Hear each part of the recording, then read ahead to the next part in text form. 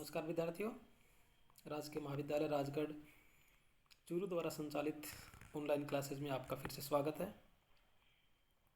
आज की कक्षा में हम रीतिकालीन कवि भूषण का अध्ययन करने जा रहे हैं। रीतिकाल का अध्ययन करने पर एक बात हमारे सामने उभर के आती है कि रीतिकाल में राष्ट्रीयता का अभाव रहा है। लेकिन रीतिकाल में अगर हम राष्ट्रीयता को खोजते हैं तो भूषण के काव्य में हमें राष्ट्रीयता की भावना देखने को मिलती है। ये एक अलग बात है कि उस समय राष्ट्रीयता का अर्थ संकुचित था। राजवंश का वर्णन करते हुए कवि भूषण ने सूर्यवंश का वर्णन किया है।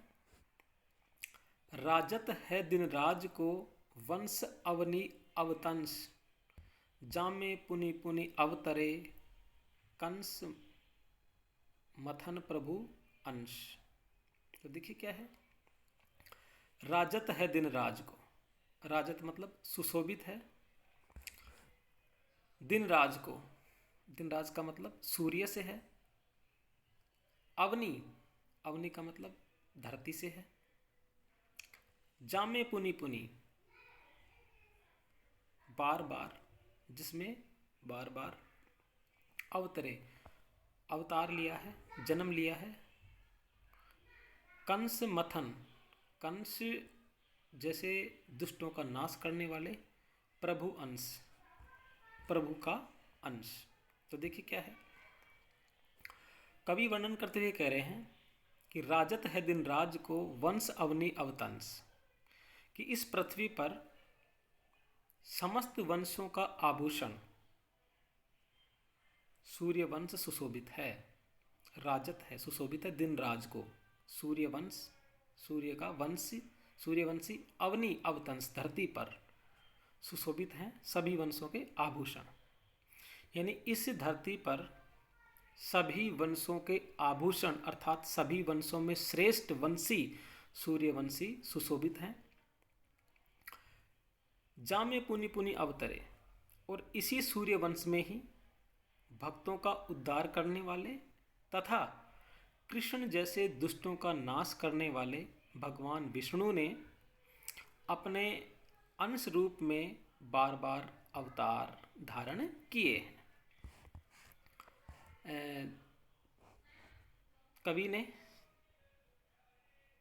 राम और कृष्ण दोनों को ही सूर्यवंशी माना है, और इसी कारण कृष्ण का चंद्रवंशी होते हुए भी उन्हें सूर्यवंशी कहा है।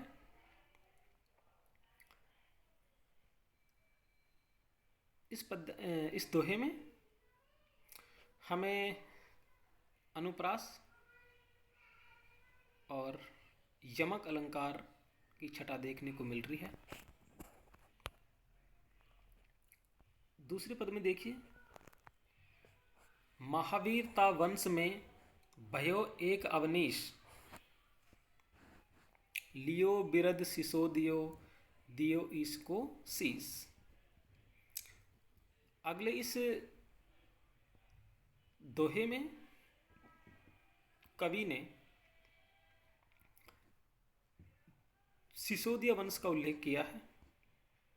कवि कहते हैं महावीरता वंश में भयो एक अवनीश, कि ऐसे बलशाली सूर्यवंश में, क्योंकि पहले ही बताया कि वंशी हैं, वही अलग अलग अवतार के रूप में अवतरित हुए हैं। तो क्या कह रहे हैं कि ऐसे बलशाली सूर्यवंश में एक बलवान राजा हुआ।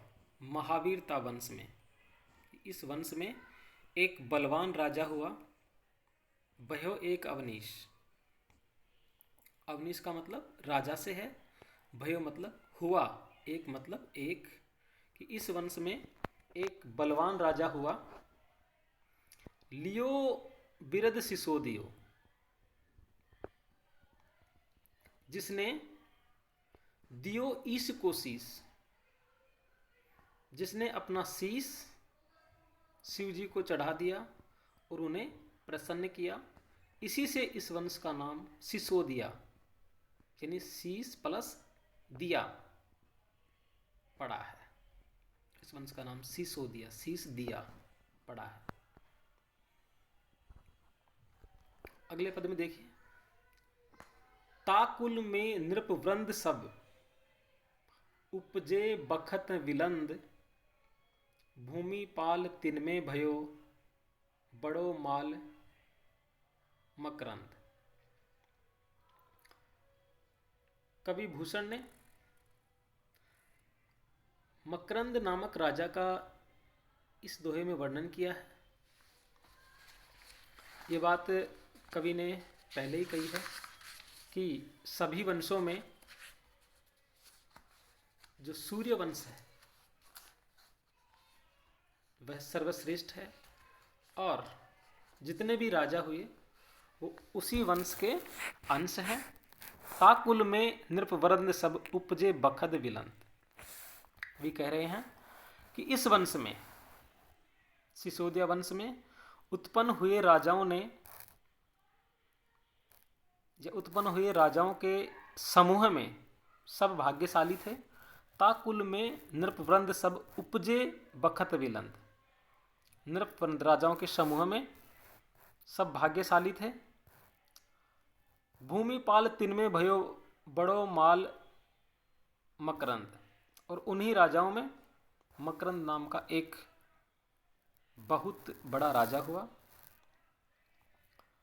और उसी मकरंद नाम का राजा इतिहास में मालोजी नाम से प्रसिद्ध हुए।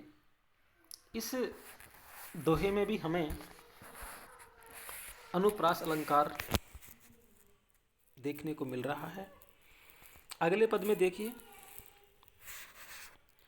सदा दान की नाक में, जाके आनन अंत्र, शाही निजाम सखा भयो, दुग देवगिरी खंत्र। देखिए क्या है, सदा दान किनाक में, किनाक मतलब तलवार से है, असी से है। आनन, आनन का मतलब मुख से है।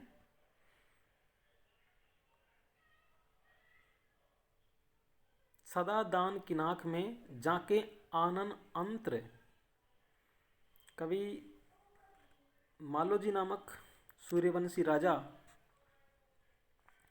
तलवार चलाने वाले, देखिए सदा दान किनाक में, कि मालोजी नामक सूर्यवंशी राजा तलवार चलाने और दान देने के लिए प्रसिद्ध थे, तथा इस गुण की चमक उनके मुख पर विराजमान रहती थी। दान किनाक में, सदा दान किनाक में, कि दान और तलवार चलाने में वो माहिर थे, प्रसिद्ध थे, और इसी गुण के कारण, इसी गुण की चमक उनके मुख पर विराजमान रहती थी। जाके आनन अंतर, शाही निजाम सखा भयो।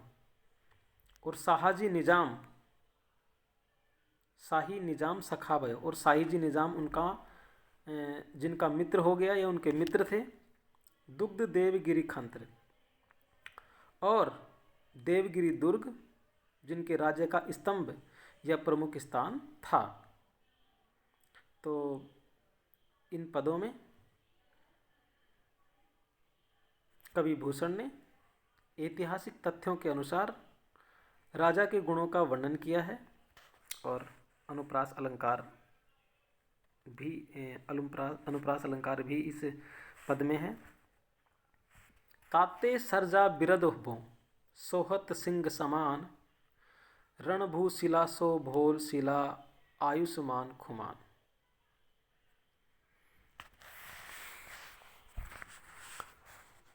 इसमें कवि भूषण जी ने मालोजी, जो सूर्यवंश में प्रसिद्ध राजा हुए,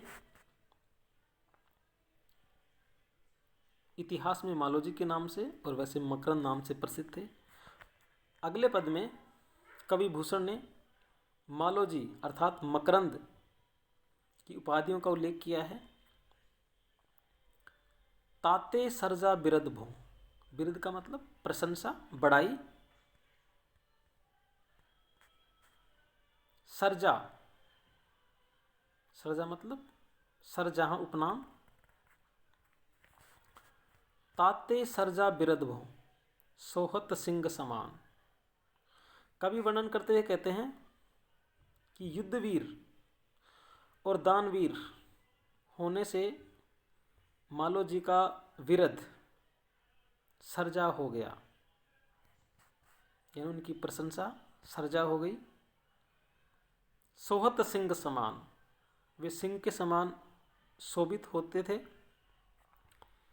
रणभूशिलासो भौशिला, रण भूशिलासो भौशिला, रण मतलब युद्ध क्षेत्र, भू पृथ्वी, शिला चट्टान, सो समान, भौशिला अचल।